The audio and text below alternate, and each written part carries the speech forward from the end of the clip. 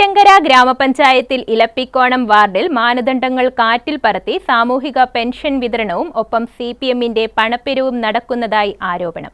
സംഭവത്തിൽ ഗ്രാമപഞ്ചായത്ത് അംഗവും SDPI നേതാവുമായ ജവാദ് കുറ്റിച്ചിറ വീഡിയോ സഹിതം കളക്ടർക്ക് പരാതി നൽകി. ഹോം ഡെലിവറിയായി സാമൂഹിക പെൻഷൻ അപേക്ഷിക്കുന്നവർക്ക് പെൻഷൻ അനുവദിക്കുമ്പോൾ ബാങ്കിലെ പെൻഷൻ വിതരണക്കാരൻ വീട്ടിലെത്തി പെൻഷൻ തുക കൈമാറണമെന്നാണ് ചട്ടം.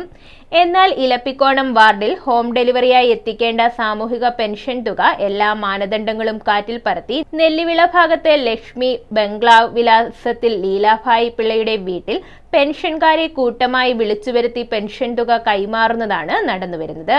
പെൻഷൻ വിതരണത്തിന് നേതൃത്വം നൽകുന്നത് പഞ്ചായത്ത് പ്രസിഡന്റിന്റെ ഭർത്താവും CPM പേരൂർ ലോക്കൽ സെക്രട്ടറിയുമായ ധർമ്മനും സഹകരണ ബാങ്കിലെ പെൻഷൻ വിതരണക്കാരനായ സജീവും ചേർന്നെന്നാണെന്നാണ് ആരോപണം.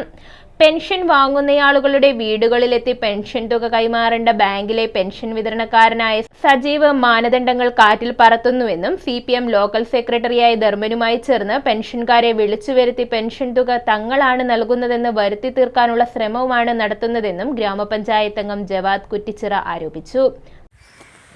കൊറ്റങ്കര ഗ്രാമപഞ്ചായത്തിലെ ഇലിമ്പിക്കോണം എന്ന വാർഡിൽ നെല്ലിവിള എന്ന് പറയുന്ന പ്രദേശത്ത് ലീലാഭായ് പിള്ള എന്ന CPIM-ന്റെ പ്രവർത്തകയുടെ വീട്ടിലേക്ക് മുൻ നിശ്ചയിച്ച പ്രകാരം സാധാരണക്കാരായ രോഗികളായ ആൾക്കാരെ പെൻഷൻ വാങ്ങുന്നതിന് വേണ്ടി വിളിച്ചു വരുത്തുകയാണ് ചെയ്തത്.